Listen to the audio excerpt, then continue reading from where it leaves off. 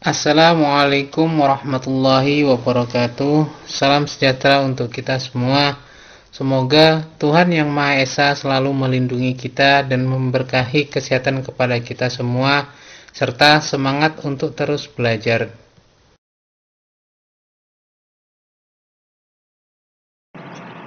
Pada pertemuan kali ini, dalam mata kuliah pengantar akuntansi 2, pokok bahasan kita adalah berkenaan dengan laporan arus kas. Oleh karena itu, maka bahasan pada pertemuan kali ini kita mulai dari pengertian dari kas dan setara kas. Lalu dilanjutkan dengan bahasan mengenai pelaporan arus kas, di mana dalam pelaporan arus kas ini kita juga akan membahas mengenai arus kas dari kegiatan operasi, arus kas dari kegiatan investasi, dan arus kas dari kegiatan pembiayaan atau kegiatan pendanaan. Lalu dilanjutkan dengan bahasan mengenai metode penyusunan laporan arus kas, di mana dalam hal ini ada dua metode yang akan kita bahas, yaitu metode langsung dan metode tidak langsung. Sebagaimana kita ketahui bahwa dalam standar akuntansi keuangan, kas yang dimaksud dalam laporan arus kas ini adalah kas dan setara kas. Oleh karena itu, maka apa yang dimaksud dengan setara kas? Setara kas ini merupakan investasi jangka pendek yang sifatnya sangat likuid sehingga harus memenuhi beberapa kriteria, diantaranya adalah siap dikonversi menjadi kas dengan jumlah yang sudah ditentukan dan juga waktu jatuh temponya sangat pendek. Dalam hal ini umumnya yaitu sekitar kurang atau sama dengan 3 bulan, sehingga tidak memiliki resiko yang signifikan terhadap perubahan nilai, misalnya dalam hal ini akibat perubahan tingkat bunga. Oleh karena itu, arus kas ini tidak termasuk dalam hal mutasi antara pos-pos yang tidak termasuk dalam kas atau setara kas. Sedangkan yang dimaksud dengan laporan arus kas ini merupakan laporan keuangan yang menggambarkan mengenai arus kas masuk dan arus kas keluar selama suatu periode tertentu. Pengertian lain menyebutkan bahwa laporan arus kas merupakan suatu laporan tentang aktivitas penerimaan dan pengeluaran kas perusahaan selama suatu periode tertentu beserta penjelasan tentang sumber-sumber penerimaan dan pengeluaran kas tersebut. Sebagaimana tadi dijelaskan bahwa laporan arus kas ini melaporkan mengenai aktivitas-aktivitas utama yang menyebabkan adanya aliran kas masuk dan juga aliran kas keluar bagi suatu perusahaan dalam satu periode. Nah, dalam hal ini mengenai aktivitas yang perlu dilaporkan dalam laporan arus kas ini terbagi menjadi 3, yaitu berkenaan dengan kegiatan operasi, kegiatan investasi, dan kegiatan pembiayaan. Nah, apa itu masing-masing dari kegiatan tersebut? Kegiatan operasi ini merupakan transaksi yang dapat mempengaruhi terhadap laba rugi, yang dalam hal ini berkaitan dengan kegiatan operasional perusahaan. Sedangkan kegiatan investasi ini merupakan transaksi yang mempengaruhi besarnya aset tidak lancar. Dan untuk kegiatan pembiayaan atau istilah lainnya kegiatan pendanaan ini merupakan transaksi yang dalam hal ini mempengaruhi utang dan modal suatu entitas. Nah, terkait dengan laporan arus kas, maka aktivitas tersebut yang perlu dilaporkan itu terbagi menjadi 3 hal tersebut, yaitu kegiatan operasi, kegiatan investasi, dan kegiatan pembiayaan. Adapun tujuan dari dibuatnya laporan arus kas, ini yang pertama adalah menilai mengenai kemampuan perusahaan dalam menghasilkan arus kas bersih di masa depan. Selain itu, tujuan yang kedua adalah menilai mengenai kemampuan perusahaan dalam memenuhi kewajibannya dalam hal tentunya membayar dividen dan kebutuhan lainnya untuk pendanaan internal. Selain itu, tujuan dibuatnya laporan arus kas ini adalah menilai alasan perbedaan antara laba bersih dan penerimaan serta pembayaran kas yang berkaitan. Dan yang keempat yaitu untuk menilai adanya pengaruh posisi keuangan suatu perusahaan dari transaksi investasi dan pendanaan kas dan non-kas selama suatu periode tertentu. Sedangkan mengenai kegunaan dari adanya laporan arus kas ini tentunya memberikan informasi untuk menilai mengenai kemampuan entitas dalam menghasilkan arus kas di masa depan. Selain itu juga memberikan informasi untuk menilai kemampuan entitas dalam membayar dividen dan kewajiban dari operasional perusahaan tersebut.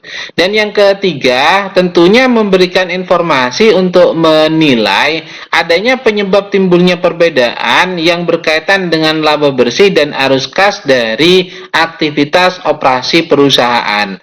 Dan yang keempat yaitu memberikan informasi untuk menilai mengenai transaksi-transaksi investasi dan pendanaan baik secara tunai maupun non-tunai. Selain itu, disebutkan juga mengenai adanya manfaat dari laporan arus kas. Apa saja manfaat dari laporan arus kas itu? Tentunya dalam hal ini, manfaat mengenai laporan arus kas adalah memberikan informasi yang memungkinkan para pengguna untuk mengevaluasi terkait dengan perubahan dalam aset bersih entitas, struktur keuangan baik itu likuiditas dan solvabilitas, dan juga kemampuan dalam mempengaruhi jumlah serta waktu arus kas dalam rangka penyesuaian terhadap keadaan dan peluang yang berubah.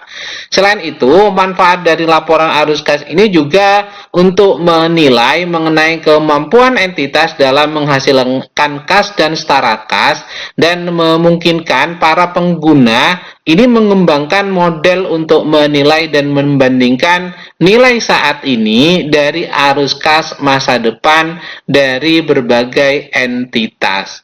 Dan juga manfaat yang dapat diperoleh dari laporan arus kas adalah meningkatkan daya banding pelaporan kinerja operasi dari berbagai entitas.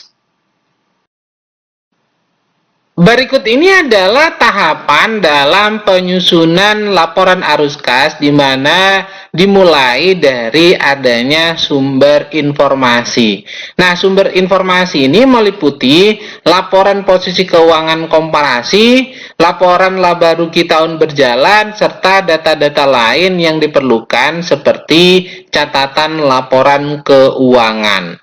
Nah, mengenai langkah-langkah dalam penyusunan laporan arus kas, ini yang pertama adalah menghitung perubahan saldo kas dan setara kas, lalu yang kedua menghitung arus kas bersih dari aktivitas operasi, dan yang ketiga adalah menghitung arus kas bersih dari aktivitas investasi dan pembiayaan atau aktivitas pendanaan. Sedangkan berkenaan dengan penyajian laporan arus kas, ini tentunya laporan arus kas itu melaporkan arus kas selama periode tertentu dan diklasifikasikan menurut aktivitas operasi, aktivitas investasi, dan aktivitas pembiayaan atau aktivitas pendanaan. Selain itu, penyajian dari ketiga aktivitas tersebut itu dengan cara yang paling sesuai dengan aktivitas bisnisnya. Dan terkait dengan transaksi tunggal, ini dapat diidentifikasikan ke dalam lebih dari satu aktivitas. Misalnya dalam hal ini pelunasan pinjaman dan bunganya, ini tentunya berhubungan dengan aktivitas operasi dan juga aktivitas pembiayaan atau aktivitas pendanaan. Terkait dengan aktivitas operasi dalam pelaporan arus kas, ini merupakan aktivitas penghasil utama yang berhubungan dengan pendapatan suatu perusahaan. Selain untuk aktivitas investasi, ini merupakan aktivitas perolehan dan pelapasan aset jangka panjang serta investasi lain yang tidak termasuk setara kas. Dan untuk aktivitas pembiayaan atau aktivitas pendanaan, ini merupakan aktivitas yang mengakibatkan adanya perubahan jumlah dan komposisi ekuitas dan pinjaman entitas. Selain itu, informasi yang perlu dipahami juga bahwa dalam standar akuntansi keuangan, ini memberikan fleksibilitas dalam pengklasifikasian item tertentu yang terkait dengan bunga, dividen, dan pajak. Sehingga dalam hal ini bisa masuk dalam aktivitas operasi atau bisa masuk dalam aktivitas pembiayaan.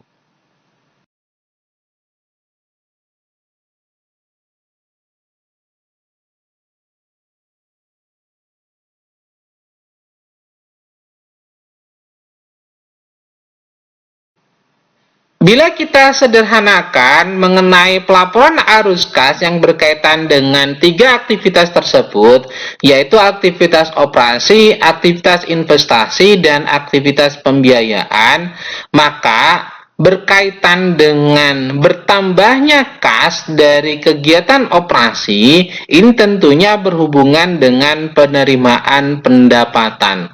Sedangkan bertambahnya kas dari kegiatan investasi ini biasanya berhubungan dengan penjualan aset tetap atau aset tidak lancar. Sedangkan bertambahnya kas dari aktivitas pembiayaan atau aktivitas pendanaan ini biasanya berhubungan dengan penerbitan utang atau penerbitan saham. Nah, untuk aktivitas yang berdampak terhadap berkurangnya kas dari aktivitas operasi ini biasanya berhubungan dengan pembayaran biaya atau beban yang berhubungan dengan kegiatan operasional perusahaan.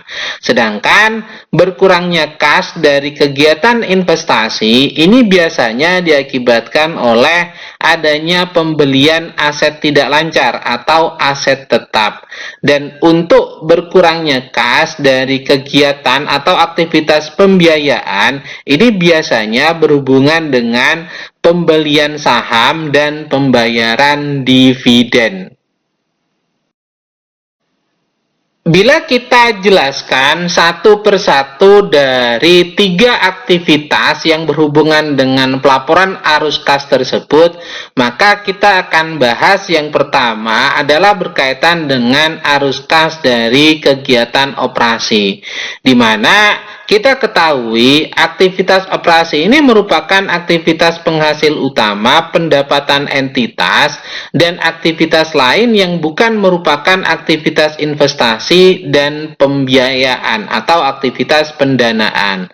Nah, berkaitan dengan hal tersebut, indikator utama yang menentukan apakah operasi ini dapat menghasilkan kas untuk melunasi pinjaman atau memelihara kemampuan operasi entitas dan juga membayarkan dividen dan melakukan investasi. Oleh karena itu, arus kas dari kegiatan operasi ini dinyatakan kas bertambah atau inflow. Ini biasanya terdiri dari penerimaan dari penjualan barang atau penjualan jasa, adanya penerimaan royalti, dan juga adanya pendapatan lain. Selain itu juga adanya penerimaan dari pendapatan sewa dan juga adanya restitusi pajak. Dan yang berdampak terhadap bertambahnya kas dari aktivitas kegiatan operasi ini adalah penerimaan dari pemberian untuk bank dan penjualan sekuritas dari perusahaan efek. Sedangkan berkurangnya kas atau outflow terdiri dari adanya pembayaran kepada pemasok barang atau pemasok jasa dan juga adanya pembayaran untuk karyawan, selain juga untuk pembayaran klaim atau pembayaran asuransi, pembelian efek, baik itu efek perusahaan atau efek lainnya, serta adanya pengembalian kredit yang berhubungan dengan pinjaman bank dan juga adanya pembayaran biaya operasi.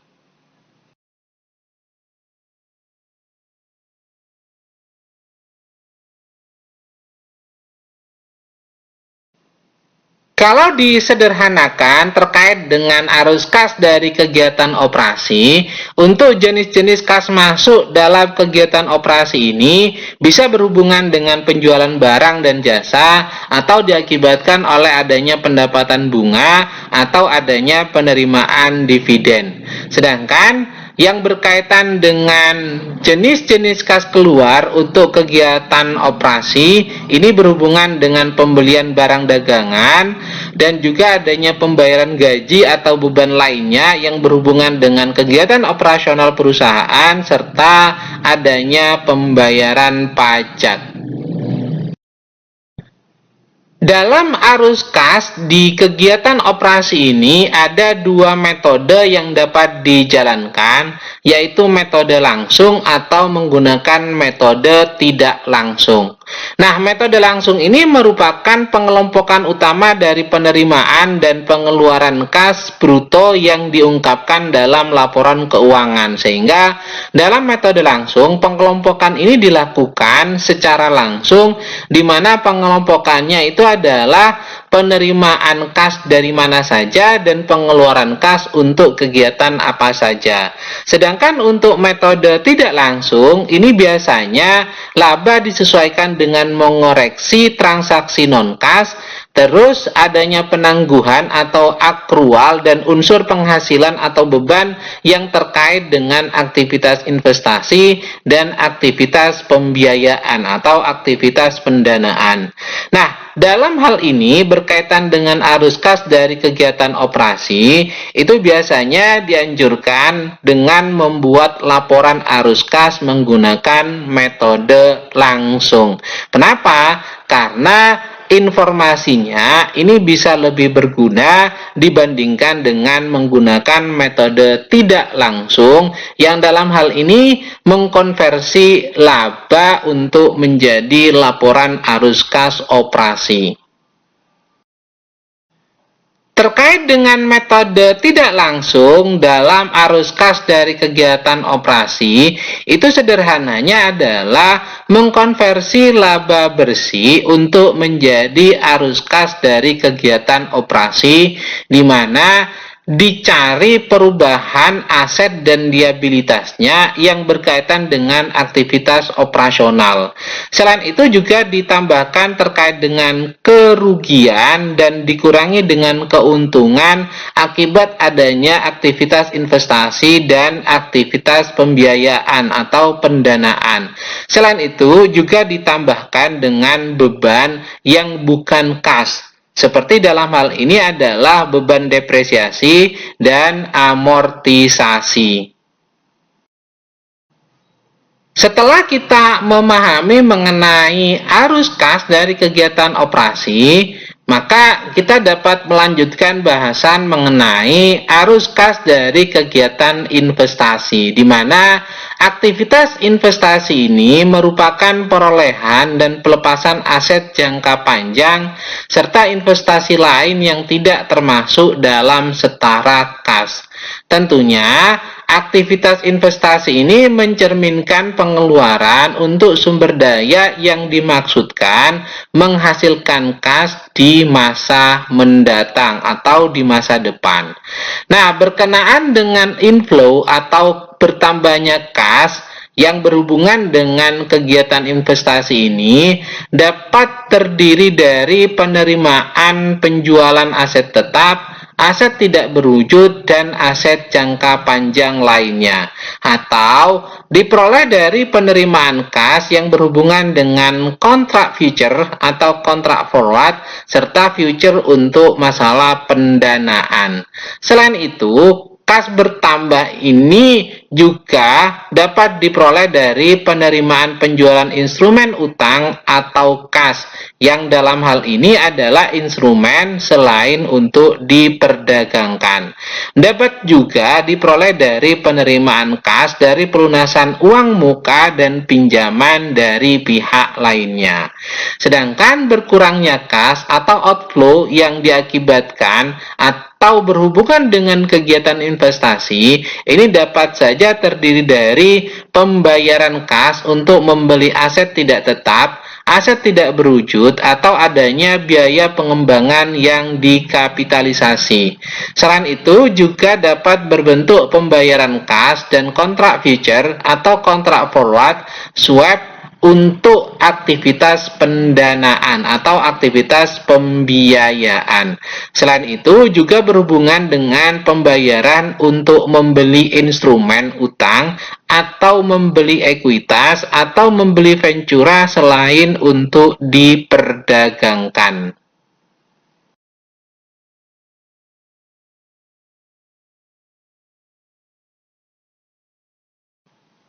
Bila kita sederhanakan terkait dengan arus kas dari kegiatan investasi ini, yaitu untuk jenis-jenis kas masuk, ini dapat berupa penjualan aset tetap atau penjualan investasi jangka panjang.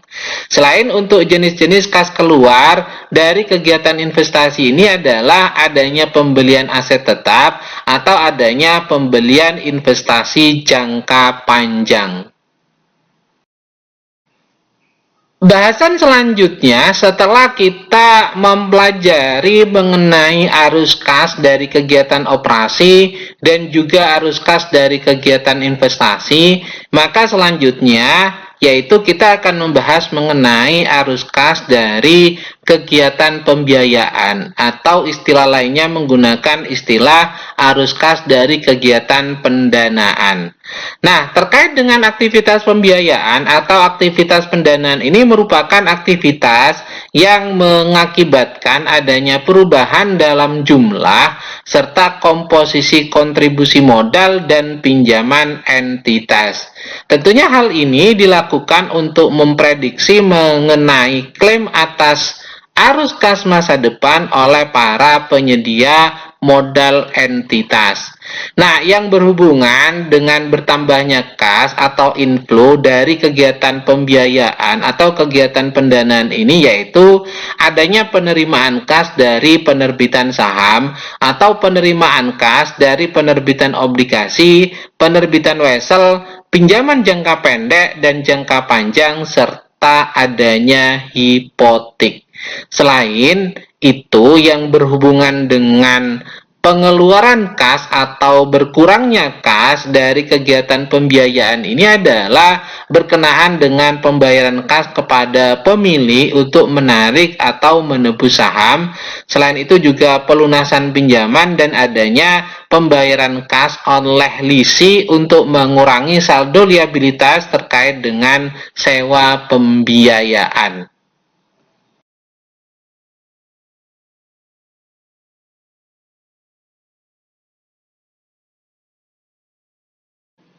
Bila disederhanakan terkait dengan arus kas dari kegiatan pembiayaan atau kegiatan pendanaan ini, untuk jenis-jenis kas masuknya yaitu yang berhubungan dengan penerimaan bonds dan utang jangka panjang, serta penerbitan saham preferen dan juga saham biasa.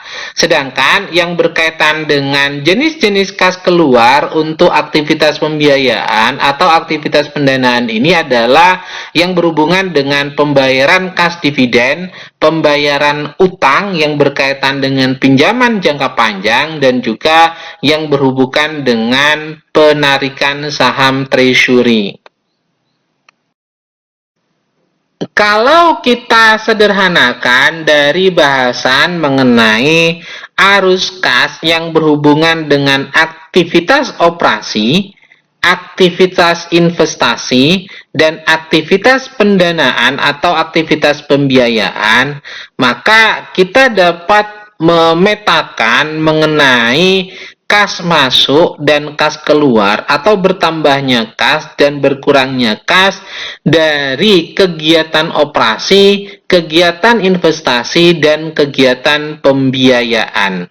Nah, yang berkaitan dengan sumber aliran kas dalam kaitannya aktivitas operasi, maka penerimaan kas ini dapat diperoleh dari penjualan produk atau pendapatan lainnya yang dalam hal ini berhubungan dengan kegiatan operasional perusahaan.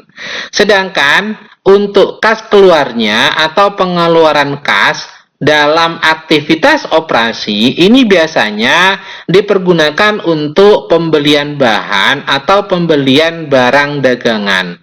Selain itu juga dipergunakan untuk pembayaran gaji karyawan yang berhubungan dengan beban tenaga kerja, dan juga digunakan untuk pembayaran beban pemasaran yang dalam hal ini kaitannya tentunya untuk penjualan produk, dan juga dipergunakan untuk pembayaran beban administrasi dan umum serta pembayaran beban lainnya. Nah, sedangkan untuk sumber aliran kas yang berhubungan dengan aktivitas investasi, untuk kas masuk atau penerimaan kasnya, ini biasanya berhubungan dengan penjualan gedung, penjualan mesin, penjualan kendaraan, penjualan tanah, penjualan surat berharga, dan penjualan investasi lainnya yang dimiliki oleh perusahaan, di mana ketika perusahaan menjual aset investasi yang dimilikinya, maka penerimaan kas tersebut itu merupakan penerimaan kas dari aktivitas investasi. Sedangkan untuk pengeluaran kas atau kas keluar dari aktivitas investasi ini biasanya dipergunakan untuk pembelian gedung atau dipergunakan untuk membangun gedung yang baru. Selain itu juga dipergunakan untuk pembelian mesin, pembelian kendaraan, pembelian tanah, atau pembelian surat berharga, atau dipergunakan untuk pembelian aset tetap lainnya yang dalam hal ini merupakan aset investasi bagi perusahaan, sehingga menjadi bentuk pengeluaran kas yang berhubungan dengan aktivitas investasi.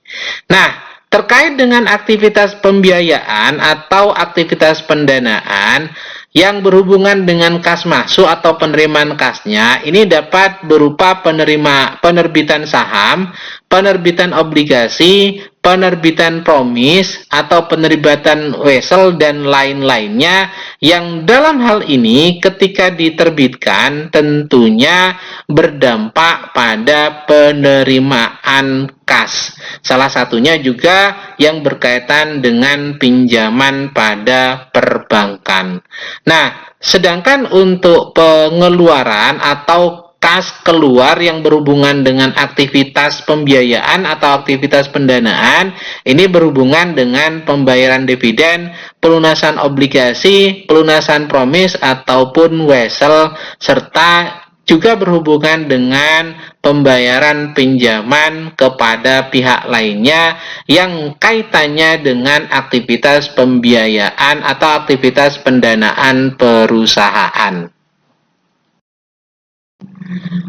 Berkenaan dengan penyajian laporan arus kas dalam aktivitas operasi, ini ada dua opsi, yaitu dapat memilih salah satu dari metode langsung atau metode tidak langsung. Sedangkan yang berkaitan dengan aktivitas investasi dan aktivitas pembiayaan atau aktivitas pendanaan, ini umumnya menggunakan metode langsung. Sehingga dalam hal ini, arus kas masuk dan arus kas keluar dari aktivitas investasi dan aktivitas pembiayaan ini dilaporkan terpisah. Bila kita lihat dari metode langsung dan metode tidak langsung yang kaitannya dengan aktivitas operasi, aktivitas investasi, dan aktivitas pembiayaan, ini hanya terletak pada aktivitas operasi saja. Di mana untuk metode langsung, aktivitas operasi ini yaitu bertambahnya kas yang diterima dari aktivitas operasi lalu dikurangi dengan kas yang dikeluarkan untuk aktivitas operasi, sehingga akan ketemu yang namanya kas bersih dari aktivitas operasi. Tentunya hal ini berbeda dengan metode tidak langsung, di mana dalam hal ini mengkonversi laba bersih untuk menjadi kas bersih dari aktivitas operasi. Bagaimana caranya? Yaitu laba bersih dikurangi dengan penyesuaian terhadap laba bersih, sehingga ketemu kas bersih dari aktivitas operasi. Sedangkan untuk aktivitas investasi, baik metode langsung ataupun metode tidak langsung, ini mekanismenya tidak ada perbedaan, yaitu dengan menambahkan kas yang diterima dari aktivitas investasi dan dikurangi dengan kas yang dikeluarkan untuk aktivitas investasi, sehingga ketemu nilai dari kas bersih dari aktivitas investasi. Begitu juga dengan aktivitas pembiayaan atau aktivitas pendanaan, baik metode langsung ataupun metode tidak langsung, ini tidak memiliki perbedaan dalam tahap penyusunannya, di mana dalam aktivitas pembiayaan ini ditambahkan kas yang diterima dari aktivitas pembiayaan, lalu dikurangi dengan kas yang dikeluarkan untuk aktivitas pembiayaan, dan ketemu kas bersih dari aktivitas pembiayaan tersebut. Untuk lebih memahami mengenai metode langsung dalam pelaporan arus kas yang berhubungan dengan kegiatan operasi, maka kita dapat mempelajari bahwa arus kas bersih dari kegiatan operasi ini merupakan selisih dari penerimaan kas dari operasi dengan pembayaran kas untuk operasi. Dalam artian, selisih penerimaan kas dan selisih pengeluaran kas itu merupakan arus kas bersih yang berhubungan dengan aktivitas operasional perusahaan. Sehingga dalam metode langsung ini, penyusunan laporan arus kas itu harus dirinci antara aliran masuk dari aktivitas-aktivitas operasi dan juga aliran keluar dari aktivitas-aktivitas operasi, sehingga akan ketemu berapa jumlah atau nilai dari aliran kas masuk dan juga berapa nilai atau jumlah dari aliran kas keluar. Dan selisih antara aliran kas masuk dan aliran kas keluar tersebut itu merupakan arus kas bersih dari kegiatan operasi. Penyajian aktivitas operasi ini tentunya berdasarkan pada kelompok utama dari penerimaan kas bruto dan pengeluaran kas bruto, di mana untuk penerimaan kas ini biasanya berhubungan dengan penjualan barang atau penjualan jasa. Selain itu juga penerimaan kas yang berhubungan dengan bunga dan dividen yang kaitannya dengan operasional perusahaan. Sedangkan untuk pengeluaran kas ini tentunya berhubungan dengan pembayaran kepada supplier, pembayaran gaji karyawan, atau pembayaran beban yang berhubungan dengan operasional perusahaan. Selain itu juga pembayaran yang berhubungan dengan bunga dan perpajakan. Nah, antara penerimaan dan pengeluaran itulah disebut sebagai aktivitas operasional, sehingga ketemu netnya atau nilai bersih dari aktivitas operasional tersebut. Bila kita ingin memetakan mengenai penerimaan kas yang berhubungan dengan penjualan, Ini bisa saja penerimaan penjualan yang ditambahkan dengan penurunan piutang atau dikurangi dengan adanya kenaikan piutang. Sedangkan yang berhubungan dengan pembayaran untuk kegiatan operasional perusahaan, ini tentunya kegiatan operasional perusahaan yang menjadi beban lalu ditambahkan dengan kenaikan beban dibayar di muka atau dikurangi dengan penurunan beban dibayar di muka. Atau dalam hal ini ditambahkan dengan penurunan beban yang masih harus dibayarkan atau dikurangi dengan kenaikan beban yang masih harus dibayarkan. Sehingga akan ketemu yang namanya pengelompokan antara kas masuk dan kas keluar untuk aktivitas operasional perusahaan.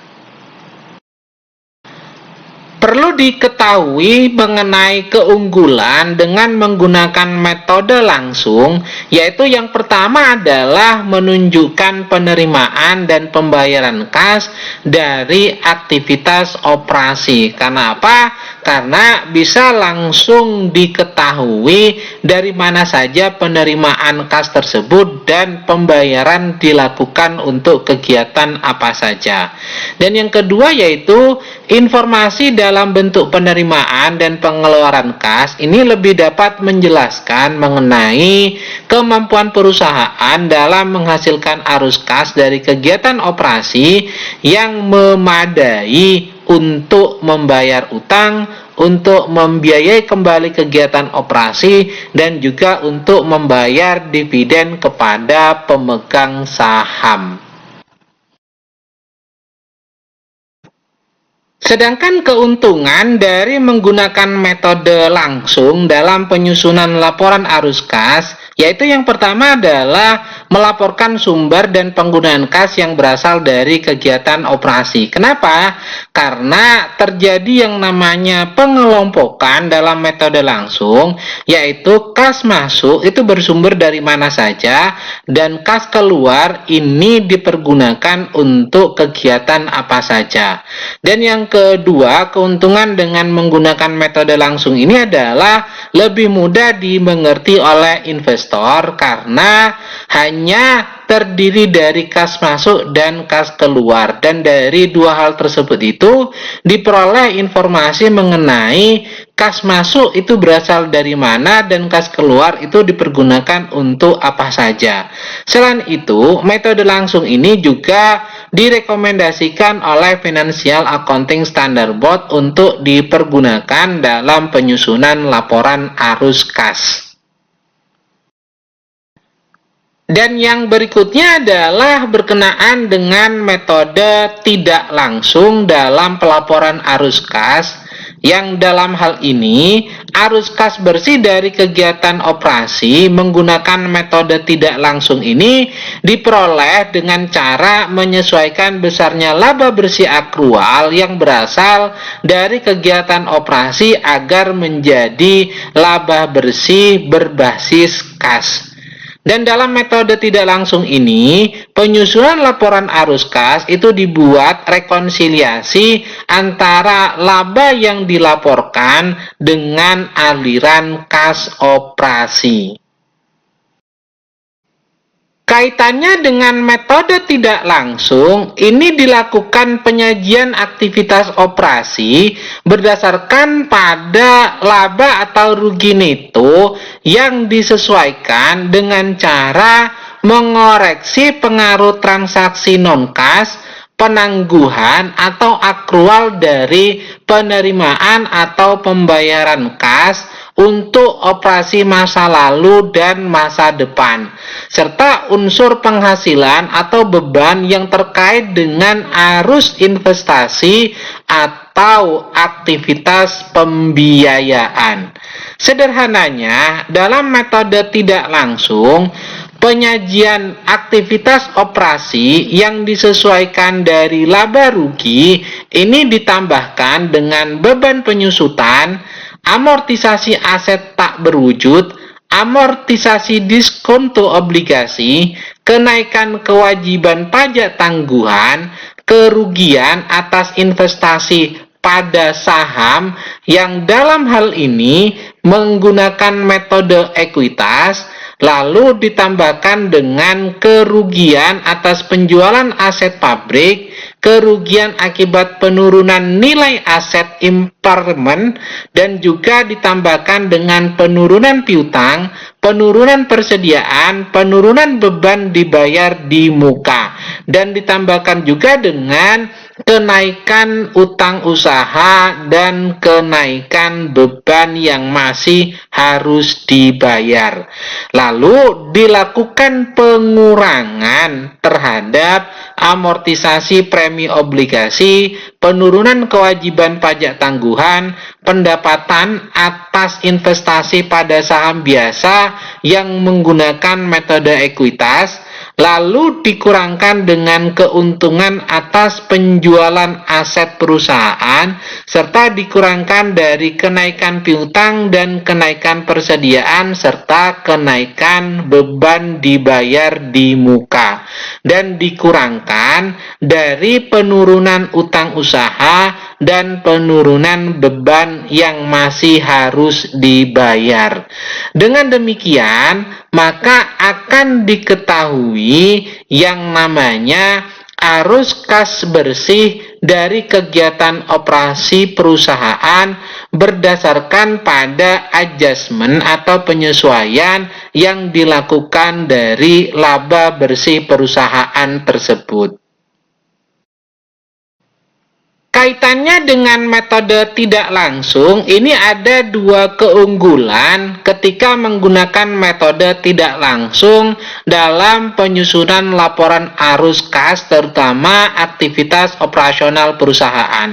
Yang pertama adalah berfokus pada perbedaan antara laba atau rugi bersih dengan arus kas bersih dari kegiatan operasi. Dan yang kedua yaitu memberikan informasi yang menghubungkan laporan arus kas, laporan laba rugi, dan laporan posisi keuangan, yang tentunya kaitannya dengan adjustment atau penyesuaian untuk merubah laba atau rugi yang dialami itu menjadi arus kas bersih dari kegiatan operasi, karena tentunya berhubungan dengan laporan arus kas, laporan laba rugi, dan juga laporan posisi keuangan. Sedangkan keuntungan dari menggunakan metode tidak langsung dalam laporan arus kas ini, yang pertama adalah fokus pada perbedaan antara laba bersih dan arus kas bersih, dan yang kedua mengungkapkan hubungan antara laporan laba rugi, neraca, dan laporan arus kas, serta dalam hal ini, dalam penggunaan metode tidak langsung, itu biayanya lebih murah. Dan yang keempat, tidak perlu menyiapkan laporan pelengkap seperti yang harus dibuat jika menggunakan metode langsung. Dan berdasarkan survei, hampir 98% perusahaan ini pada umumnya menggunakan metode tidak langsung dalam penyusunan laporan arus kas aktivitas operasinya.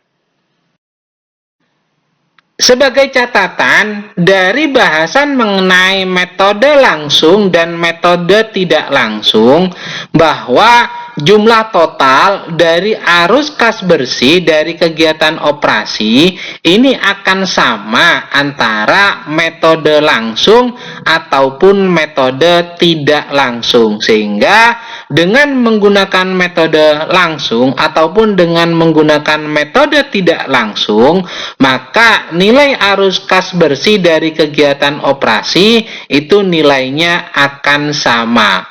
Selain itu, untuk bagian arus kas dari aktivitas investasi dan aktivitas pembiayaan, ini juga akan sama antara kedua metode tersebut. Dan yang terakhir, sebagai kesimpulan pada pertemuan kali ini, yaitu salah satu laporan keuangan yang harus disiapkan oleh perusahaan ini adalah berupa laporan arus kas. Laporan arus kas ini menggambarkan mengenai aliran kas masuk dan aliran kas keluar perusahaan pada satu periode tertentu.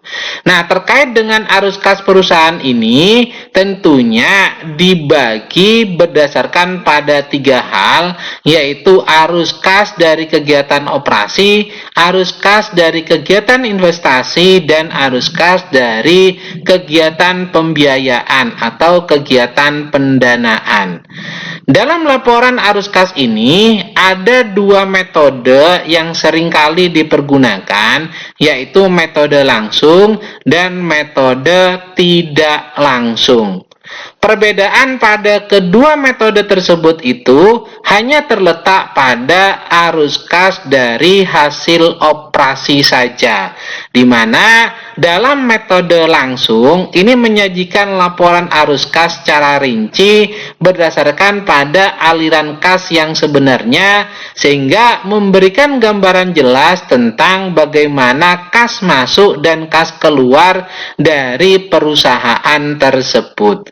Sedangkan dalam metode tidak langsung, perusahaan dalam hal ini harus mengubah laporan laba rugi berbasis akrual yang biasa dipergunakan oleh perusahaan menjadi laporan laba rugi berbasis kas dengan cara membuat beberapa penyesuaian sehingga akan ketemu arus kas bersih dari kegiatan operasi yang dijalankan oleh perusahaan. Mungkin itu dulu paparan yang dapat saya sampaikan. Mudah-mudahan dapat dipahami dengan baik. Bila ada hal yang kurang berkenan, saya mohon maaf sebesar-besarnya. Saya akhiri, wabillahi taufik wal hidayah. Wassalamualaikum warahmatullahi wabarakatuh. Jangan lupa untuk selalu menjalankan pola hidup sehat dan bersih. Semoga Tuhan Yang Maha Esa selalu menganugerahkan kesehatan kepada kita semua. Amin. Terima kasih.